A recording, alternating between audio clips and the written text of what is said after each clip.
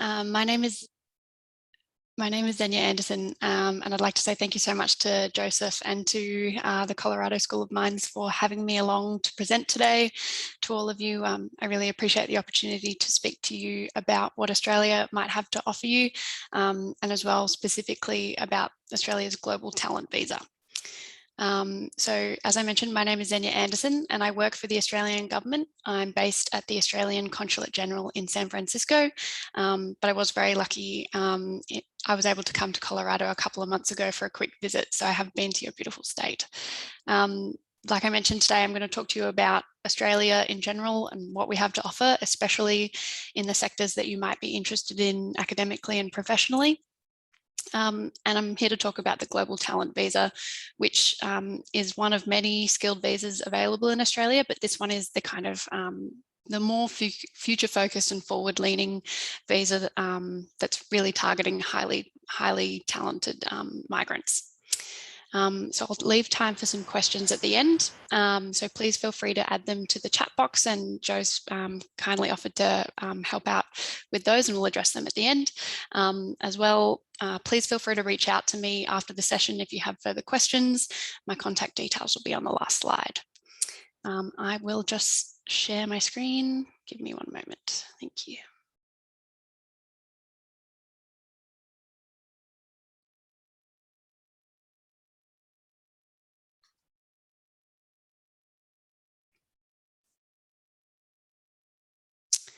So I'll start off by talking about why Australia.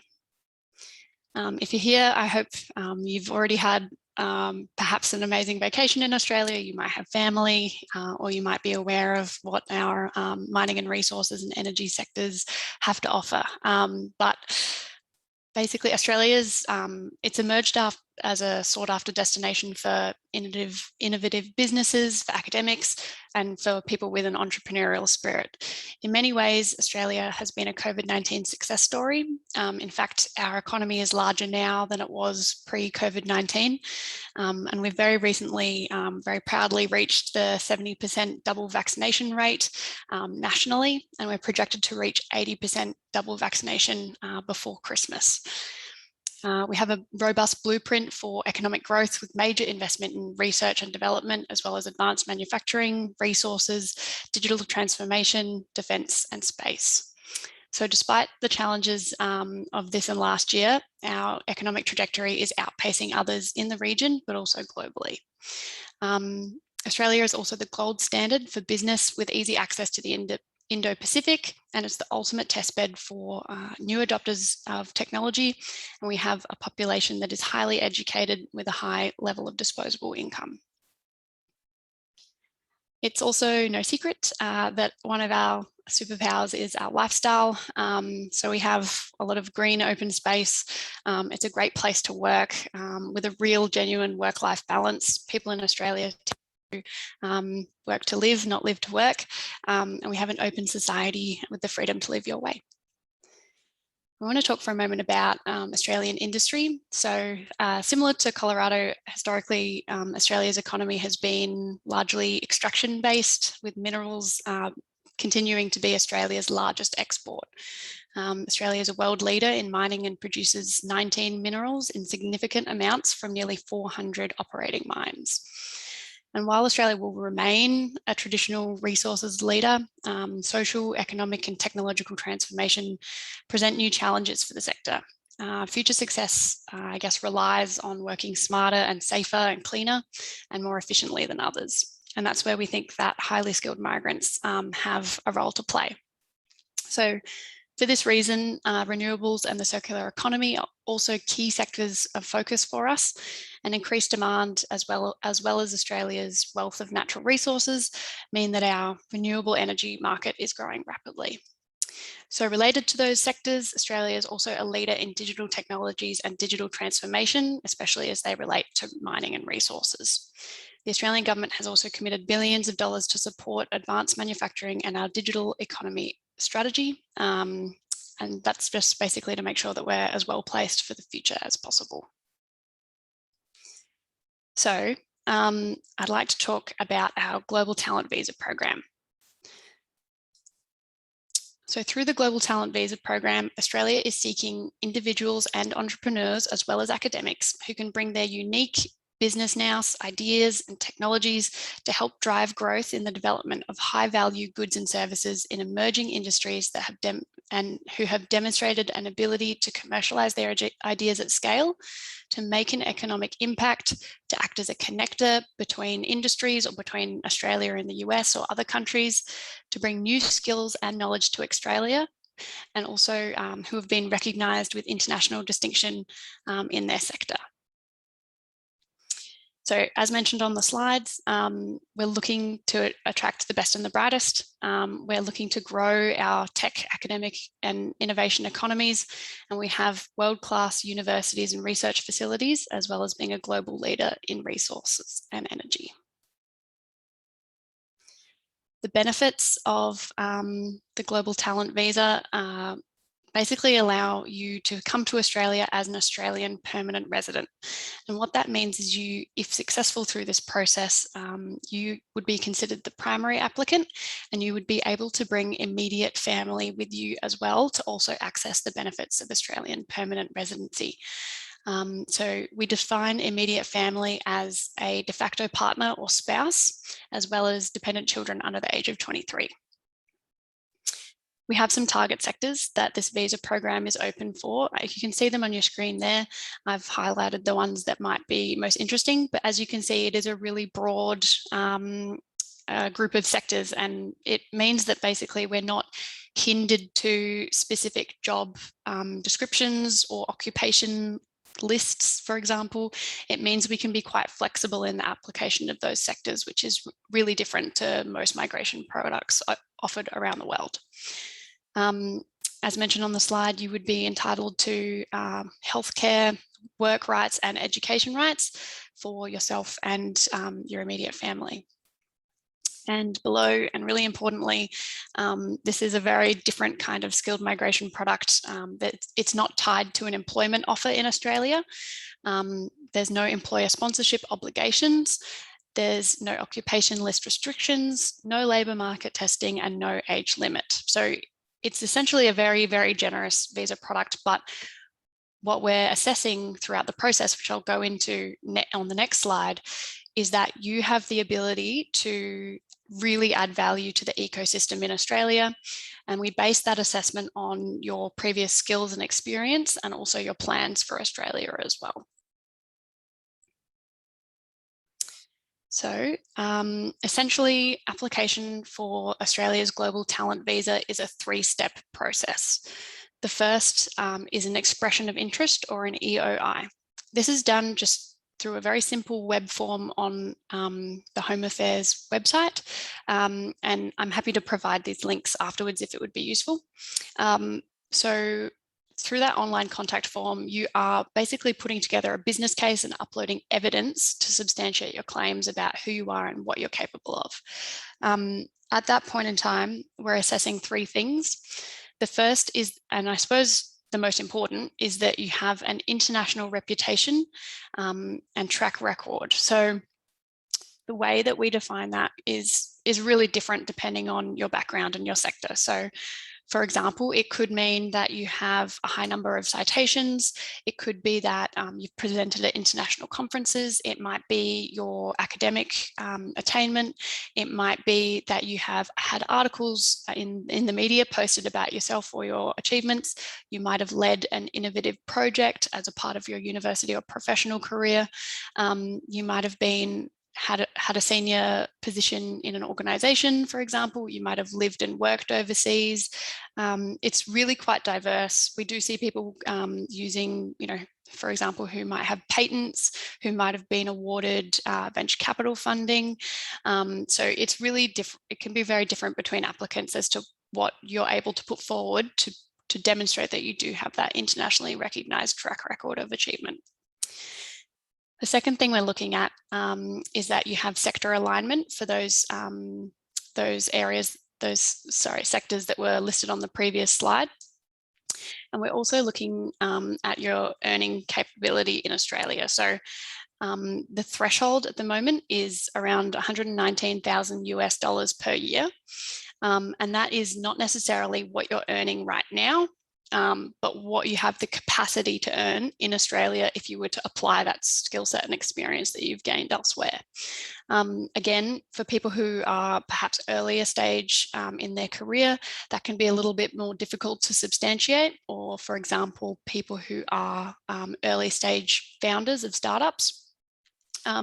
So what we're looking at is not necessarily, your pay slips or employment contracts from your career in the past. You can also have a look at the market rates that are being paid in Australia in the resources and mining sectors or others. And often they do exceed that number.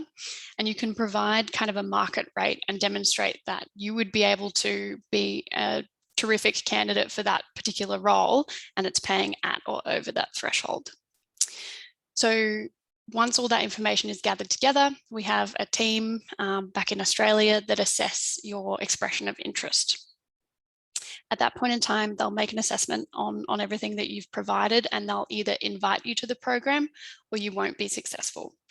If you are invited to the program, it means that you have access to fast track visa processing for Australia's Global Talent Visa, which we call the subclass 858. Importantly, this program is invitation only, so you have to complete the first step to be able to access priority processing of the Global Talent Visa. Without it, it takes about 18 months. However, with that priority processing, it takes 2 to 3 months for Australian permanent residency, which is very quick. So once you've been invited to the program, you have access to apply for the visa. There are some more traditional kind of checks and balances that go into this stage. So health checks and police checks. So police checks for every country that you've lived in for 1 year or more in the last 10 years. And then health checks, which are fairly kind of basic health checks, including a chest scan and blood tests. A very important one to mention on the slide is the nomination. This is basically from government perspective, it's a check and balance to make sure that Australian industry or other kind of prominent figures in your sector believe that you would be an asset to Australia, and they vouch for you and your skills, attributes and experience in the sector. You can kind of think of it like a job reference letter. There's just a legal form that needs to be filled out where they say, this is who I am and my experience in the Australian sector, and I believe that this person would be an asset. The thing that has the potential to trip some people up is that the requirement for the nomination is that they're an individual that is an Australian citizen or an Australian permanent resident, or they're an Australian organisation. I do want to mention, though, that Australian organisation is kind of a loose term in this instance. So, for example, Google would be an Australian organisation simply because they operate in Australia and pay tax in Australia. So that does open up the field a little bit. And I would say that if you don't immediately have someone come to mind who might be able to nominate you, but you're interested in pursuing this visa, now is a good time to start maybe making those connections through the university or through your academic or professional networks to try and potentially find an Australian nominator that would be willing to nominate you for this process. Finally, after that has all been submitted and you go through to the 2 to 3 month waiting period, you'll hopefully come out with a visa grant at the end. And like I mentioned earlier, that provides Australian permanent residency, full education, healthcare and work rights for yourself and your immediate family. And a very important thing to note is that it also means that as an Australian permanent resident, you are not subject to the current border closures that Australia is experiencing. Very happy to talk about that in a little bit more detail at the end if it would be useful. But it means that you don't have to get a travel exemption to enter. You're able to enter on will once you can get a flight. You'll see in the purple boxes there, I do want to briefly mention that the fact that you have gone to the Colorado School of Mines and or any other educational institution that can definitely be used as evidence of your international standing. We definitely do accept that. However, previously in the program, there were additional places for people who had bachelor's with honours and then also master's students and recent graduates. That's no longer the case.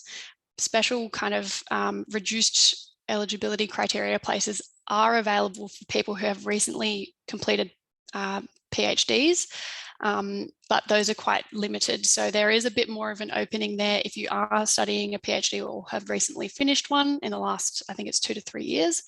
It's a slightly easier access. However, if you have a master's degree, for example, you will have to go through the standard eligibility criteria, and you will have to not solely be applying on the basis of that qualification. Happy to answer questions at the end. I know that's a little sticky, but happy to talk about it more at the end as well. Thanks. All right, now I would love to show you some case studies. So excuse me for a moment while I just switch over.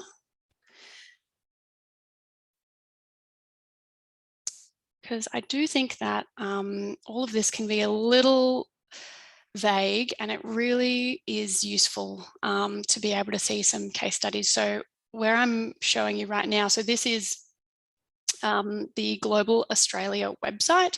So this is the website that has information on the visa program, as well as the efforts that Australia is putting in to attract not only talented individuals, but also business and enterprise to Australia as well. So this webpage shows you some of our case studies. So all of these people that you'll see on your screen have been awarded global talent visas.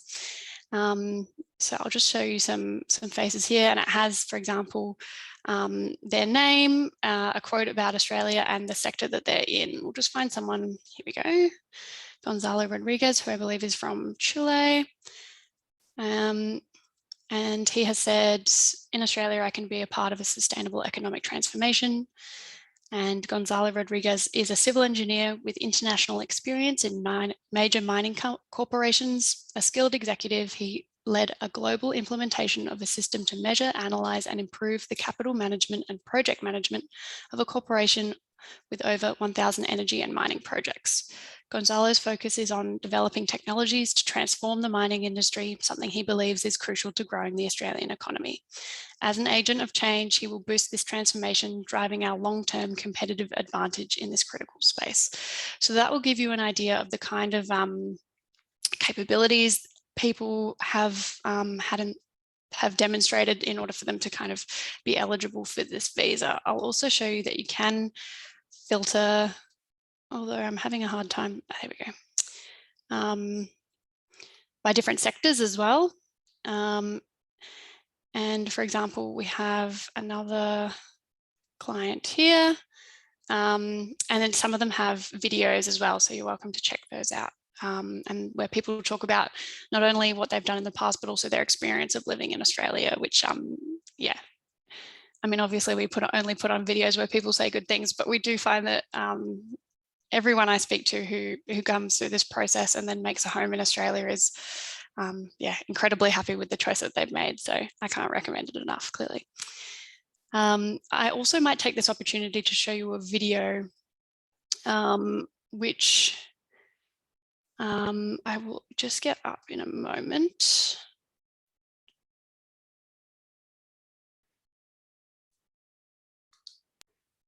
And Joseph, please let me know if this isn't going to work.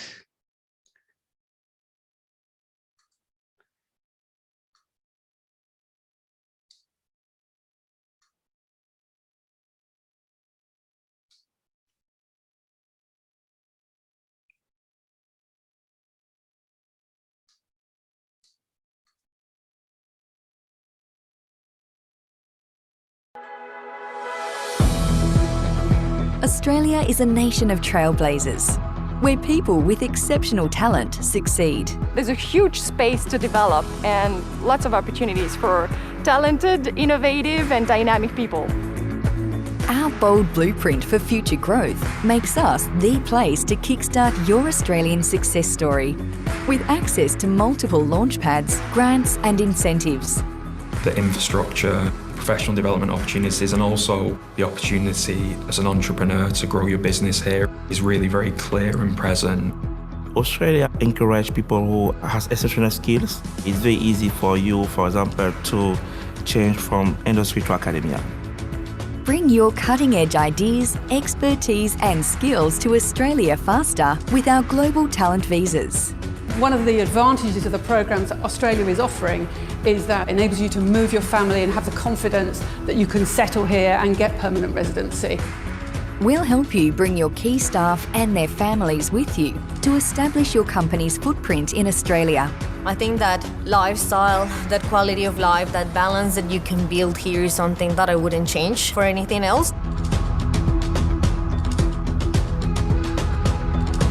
Your entrepreneurial spirit will be part of our pioneering research and future-focused industries. There's some really great opportunities at the intersection of industry and academics. There's great work opportunities where you can be really fulfilled professionally. And then there's also a great community of people that are really smart and are really passionate about what they're doing and are just exciting to be around. There has never been a better time for an Australian adventure. Why wait? I think coming to Australia has been one of the best decisions that I've ever made. It's been such a growth opportunity for myself and for my career, and I've just loved every minute of it.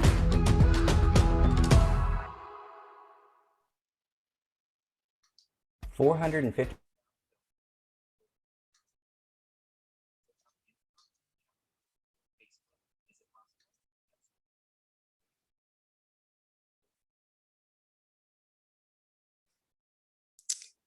All right, can everyone hear me? Yep, we can hear you. Thank you, sorry about that.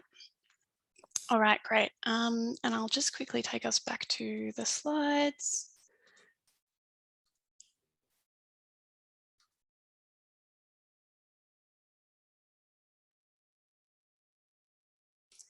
So you might be wondering how to access the program, how many spots are available, whether it's going to be ending anytime soon.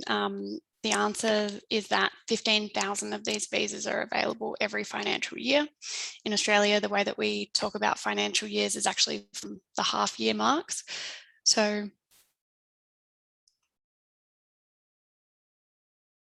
sorry, something interesting has just popped up on my screen.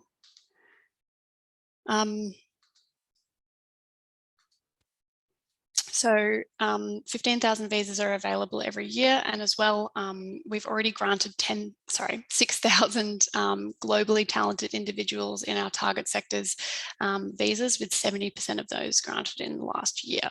So we're really ramping up our efforts to identify people that would be eligible for the program, to assist them through the process, to help where we can, and to get them into Australia if that's something that they and their family would like to do.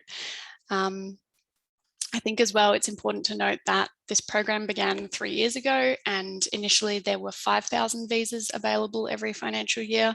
After the first year, the Australian government tripled it to 15,000, and we don't see that slowing down anytime soon. We anticipate that the 15,000 mark will be kind of retained over the next period, and potentially even grow as well. So there's plenty of opportunity to apply, and I would encourage you to reach out to me if you are interested in the program. I can't provide you with kind of individualized migration advice, but I can let you know whether or not it might be likely that you're eligible to meet the criteria, and to kind of point you in a direction of potentially other skilled visa options that might be more applicable to you. But there's certainly no harm in trying. And I think that, like I mentioned, the opportunities are so great in Australia from a work and a community perspective, but also yeah, it's just a great place to live and work. And I think that, yeah, it's certainly worth throwing your hat in the ring. I will leave you with my contact details, which are down the bottom. So I'm on LinkedIn, and there's my email address as well. I've also included the link to the Global Australia website, which would be useful. if you are interested in learning more of the specifics about the visa itself, please feel free to ask questions now, and I can also pass on links to those web pages as well. Thank you so much.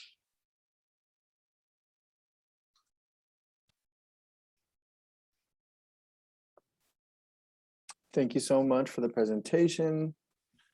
We did have one question in the comments section while you were speaking. So it says, for the nomination, we're looking for clarification on, it doesn't necessarily have to be for a company that you would work for, but just in the sector. Is that correct? Yeah, that's correct. So what we're looking for is basically to have someone, and it doesn't have to be them offering you a job, but it does have to, they do have to know, I guess, who you are and what you're capable of. They don't owe you anything in terms of employment in Australia.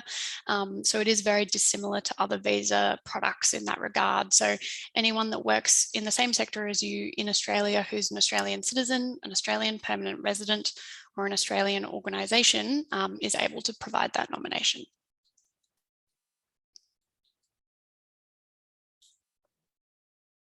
Thank you.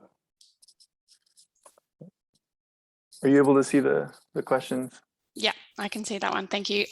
So someone has asked, could I talk a little more about the differences in required qualifications for those limited spots you mentioned for recent PhD graduates? Yes, I certainly can. So let me just get up my notes because it is a bit of a tricky one and it only recently changed. So those spots are available to recent PhD graduates, and the way that we kind of ascertain graduate is that they've either submitted their final thesis with confirmation indicating that it has been completed. They can provide a transcript including all academic requirements that have been completed, and then evidence of a graduation or conferral. So that basically is a bit of a fast track on assessment for those individuals, because we're looking for people through this program who are earlier in their career but are really innovative and are doing amazing work and creating something new and taking strides for their sector. We're also looking for people who've been working in the industry for 30 years, and we do see C-suite mining executives come through the program, but also people who are working on like really intricate robotic technology, which has applications in certain mines in Australia. So I just want everyone to keep that in mind, that there are these places for PhD graduates that are a little bit more streamlined. However, we're looking for a whole suite of people, and that includes people who might only have a master's degree or a bachelor's degree, because you don't need a PhD to be doing really excellent sector leading work. So unfortunately for master's and bachelor graduates, there is a higher standard. So you might have to have had, for example, a lot of citations, some media reporting on a breakthrough that yourself or your team have made. You can also include really positive reference letters from industry peers or seniors. So there is a slightly lighter touch for PhD graduates, but that's not applied to masters and bachelor's graduates as well. The thread that ties this all together is that you need to have an internationally recognised track record of achievement. As I mentioned, that can be demonstrated through a whole load of different ways, but we're looking for you to kind of paint a picture on the value that you would add in Australia. Hope that makes sense. Joe, I can take this over if you like. Is there a distinction between Australian citizens versus Australian permanent residents with respect to jobs in the defence industry? Excellent question. So yes and no. It depends on the role and the level of security. Unlike the US, Australia doesn't have kind of restrictions on Australians working overseas. Australians basically will accept, Australian industry will accept whoever they can, whether they be a foreign national or not. They just need to meet the security clearance requirements. So Australian permanent residents can definitely get security clearances, but that's usually for kind of, defence force work and that kind of thing. So there's no restriction in Australia on the jobs that you can get as a private citizen in defence consulting or something like that, if you're an Australian permanent resident.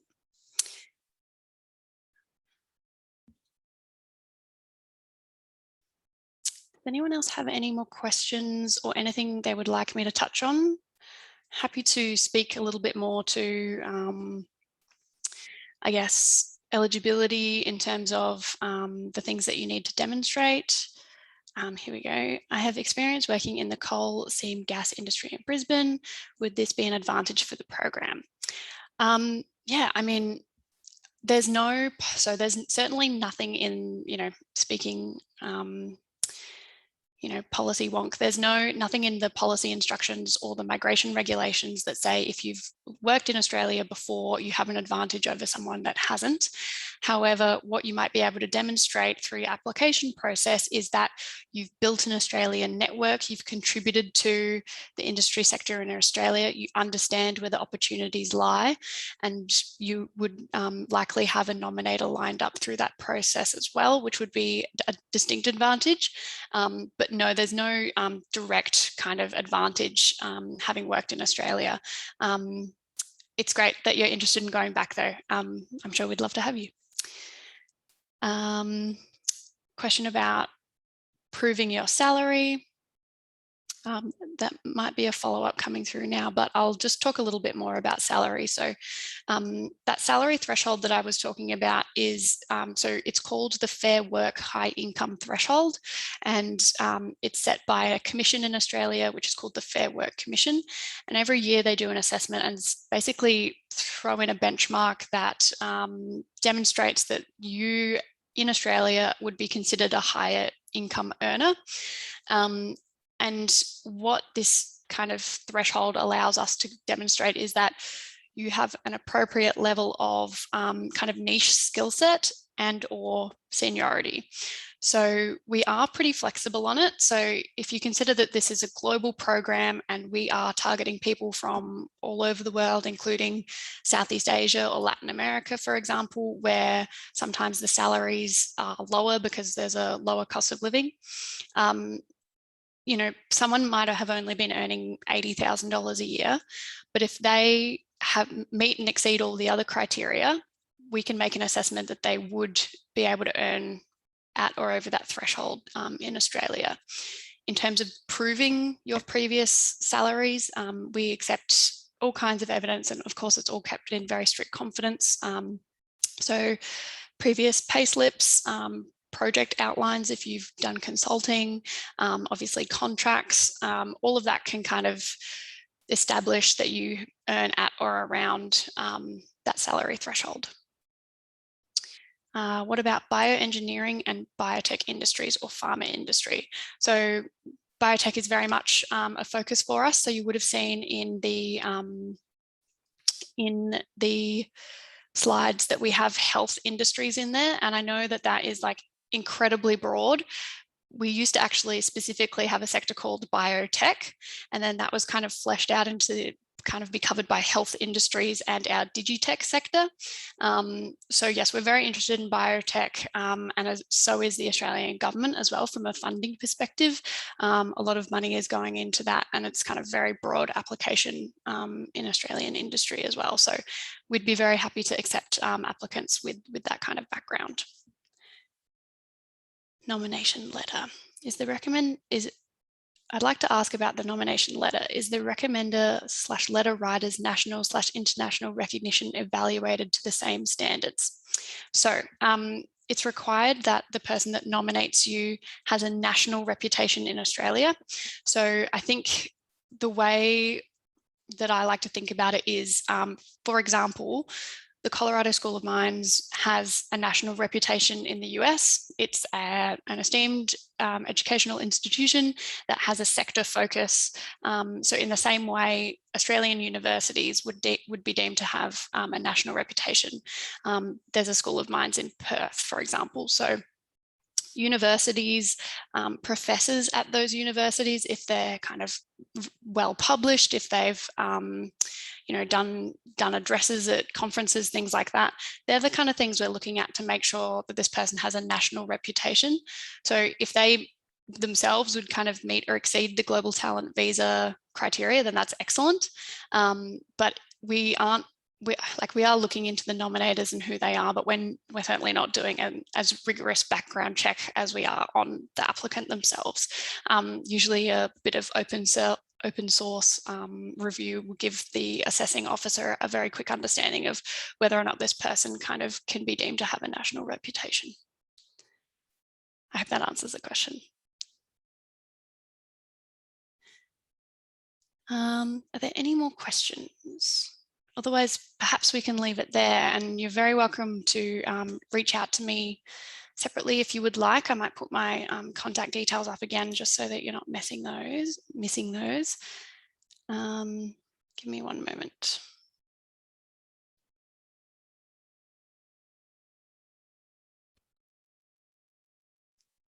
So those are my contact details.